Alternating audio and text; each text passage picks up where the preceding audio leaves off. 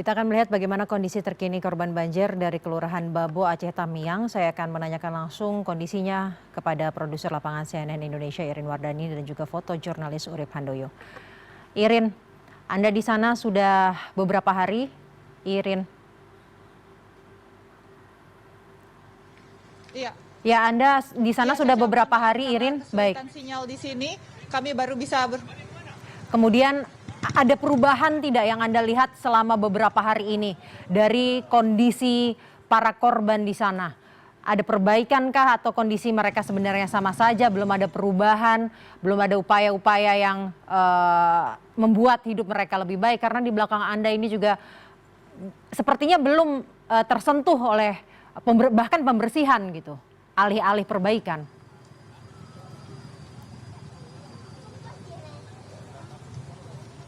Ya, Syasha, mohon maaf tadi sempat terputus-putus dan memang sinyal di sini masih susah sekali, bahkan sinyal untuk berhubungan dengan provider juga tidak bisa.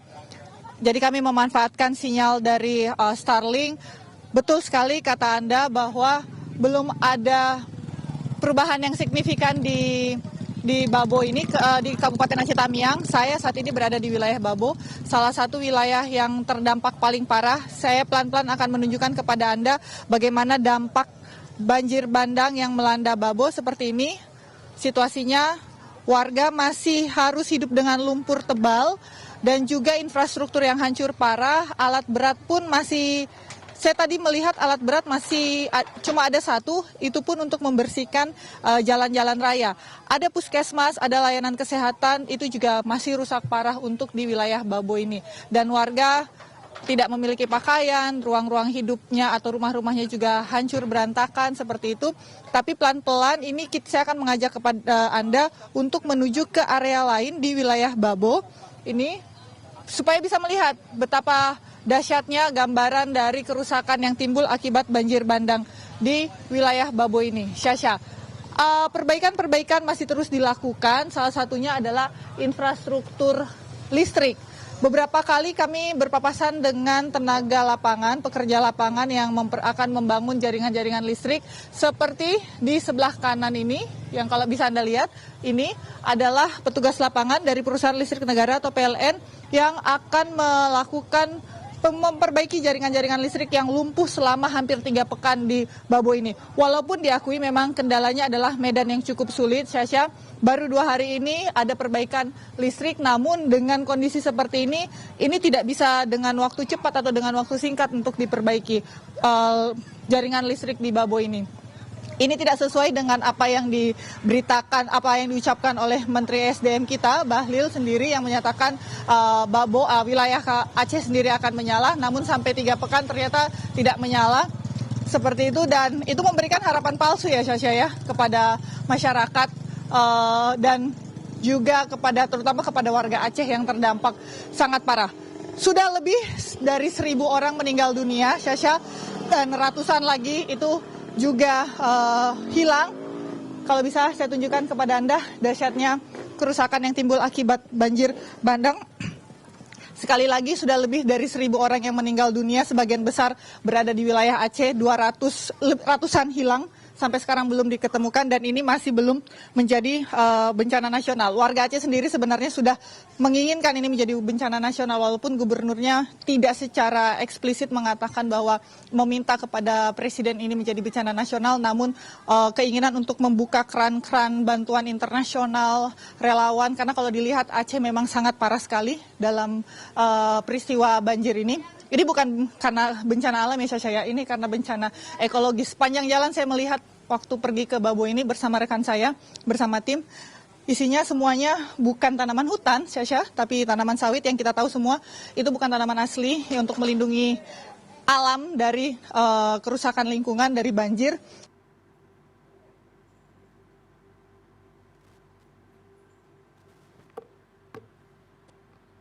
Dilingin oleh sawit, yang hutan aslinya sudah habis, kayu-kayunya sudah habis dibabat, namun menjadi perkebunan sawit yang masif, dan yang rugi adalah masyarakat. Dan saya akan berbincang dengan salah satu warga yang mengungsi, yang kehilangan harta bendanya. Ibu dengan ibu siapa, Bu? Ibu Wati itu kenal. Wati. Kenapa Iya. sedih Ibu? Ya sedih lah Bu. Ya, kayak gini habis mah sedih lah. Nggak ada lagi usaha Bu. Habis. Usaha Ibu Wati apa? Itulah Bu, jualan nasi di situ.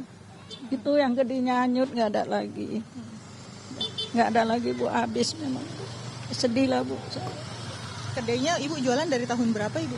Saya jualan di situ udah sekitar 35-an tahun.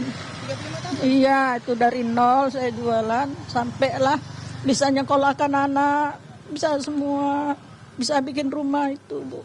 Oh, habis semua. Ya sedih lah Bu. Mana saya ngurusin bapak itu sakit 6 tahun setengah gak bisa. Saya Bu sendiri saya kuat.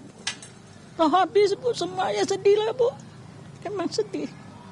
Emang kalau nggak ingat-ingat, ya, entahlah Bu, nggak bisa kita bilang apa lagi. Sedih lah Bu. Iya, Mungkin sabarnya Ibu sudah terlalu besar ya Bu ya. iya Bu. Allah masih mencoba Bu. Insya Allah baik. Insya Allah baik-baik, saya sehat, bisa cari lagi. Tapi entah dari mana nanti nyarinya nggak tahu. Kita minta sama anak pun hidupnya pas-pasan Bu. Mana kita? Iya, udahlah. Tapi anak-anak semuanya selamat, cucu selamat. Selamat Bu, selamat. Selamat semua anak, selamat, cucu selamat. Kami ngumpul Bu di sini semua. Cuman satu itulah Bu yang di Medan. Gak apa-apa, yang penting semua selamat. Iya iya Bu, ya amin amin Nah amin. Ibu berharap apa Bu dari pemerintah? Ada yang Ibu? Ya berharap ya kayak mana ya Bu, kalau pemerintah mau ngasih bantuan ya tolong rumah lah Bu gitu. Ya mana ya Bu, kan nggak mungkin saya sendiri Bu yang ditolong sama pemerintah ya. Harapan saya semua warga ya dikasih tempat Bu, rumah, biar masing-masing bisa cari makan untuk keluarga Bu. Ya itulah harapan saya Bu. Wati, sehat-sehat ya. Iya amin Bu, Sehat-sehat, amin. sabar ya Wati Iya, ya. Ini amin. tetangga-tetangganya Wati semuanya. Iya. Semuanya jadi korban juga ya Bu ya. Ya ini Bu. Rumahnya itu yang itu waktu anu tuh kami kan pergi ke sana udah jam 1 baru ada tempat kami dibantu itu bot apa kan untuk ngungsi dan naik ke lantai 2. Iya. Juga rumahnya. Habis isinya coba lah ke sana tengok dituin ambruk. Nah, tengok ini. Semangat ya Ibu ya.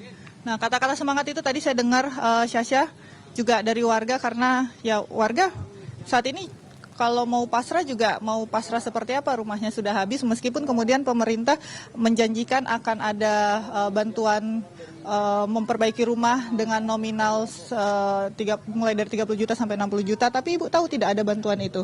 Nggak tahu Bu, belum tahu Ibu, belum tahu. Iya, Kalau rencana relokasi rumah Ibu juga belum tahu? belum tahu Bu. Oh, di sini rasanya kok rumah-rumah apa namanya kok kurang anu kali pun payah. Kok banjir kayak gini lah anunya ya. Maunya ada tempat lokasi.